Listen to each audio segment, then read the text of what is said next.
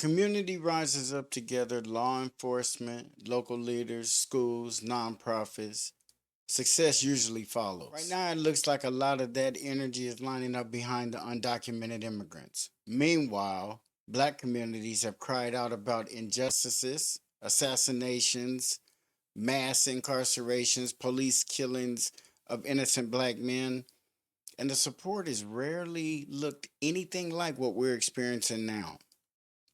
Let's talk about the contrast and what it means for all of us. In my view, policies get legitimized when powerful institutions get behind them.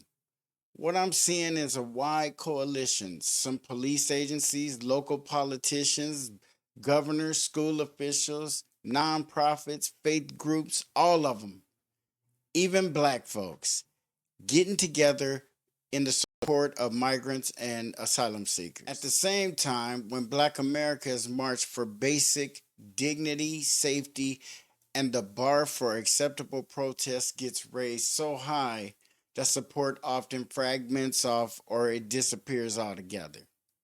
The contrast is hard to ignore. A couple of things before we go deeper. One, I'm not asking you to hate anyone. I'm asking you to think about how support is distributed in America. Two, I respect people pursuing safety, opportunity, education. This video is about the response from power.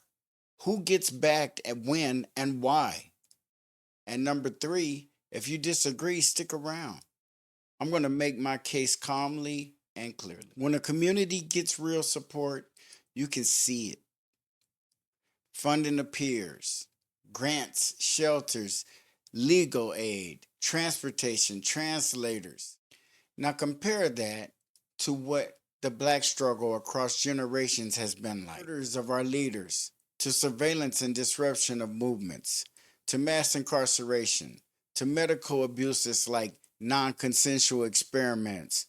Our communities have rarely met with the broad coordinated support that we're experiencing now. When police kill a black person on camera and people take to the streets, there's often a checklist of requirements to be considered lawful enough to deserve empathy. If one group steps outside that line, the whole cause gets punished or ended. And our unlawfulness, real or alleged, has almost never split law enforcement against itself the way immigration policy sometimes does between jurisdictions and agencies. The message many of us hear is order first, justice, maybe, hopefully. Here's the deeper point. Legitimacy is not just about laws. It's about who decides to enforce what and who decides to invest where. When powerful players line up, they convert a controversial policy into a protected priority and a definite winner. With immigration, we're seeing large-scale, visible mobilization from city halls to school districts to charities, often moving in the same direction. With black demands for safety and equality, mobilization is more conditional, fragmented, or time limited. The urgency fades, the funding dries up, the narrative shifts back down to a very calm purr. Now bring in national politics. Whether you love or hate Trump's approach or Biden's, what ultimately matters is the coalition beneath them. If that coalition is wide and active, policies gain staying power. And right now, it seems the Immigrant Support Coalition is broad and energized. Meanwhile, many black-led demands still face a credibility test that never ends. We're told to be patient, be peaceful, be perfect, forever. The point isn't to compare suffering, it's to compare support. Who gets the fast lane to compassion and who gets a maze to navigate? Cities helping migrants are just following the law. Laws always involve discretion. Resources are choices. If discretion can appear for one group, it can appear for another. especially long-standing harms we already know about. Protests turned violent, so support pulls back. You get in the streets and act a fool, or they perceive it to be foolishness, they shut down your support. Most protests are peaceful, but all aren't. Black leaders are in office now, so what's the problem?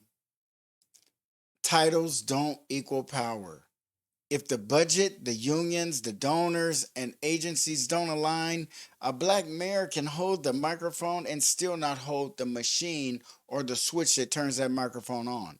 If we can mobilize buses, lawyers, shelter, translators, and a united public voice for one group, then we can mobilize jobs, mental health care, violence prevention, school investment, and real police accountability for black communities. Sustained and consistent, not just seasonal. Consistency is the measure, it's the key. If support is not the recipe for success, then what is? If you believe in fairness, measure it with the same ruler, no matter who's in the headlines. I want a country where empathy isn't a lottery ticket, where legitimacy isn't reserved for the politically convenient cause or the movement that's currently going on. Please like, share, comment, and subscribe.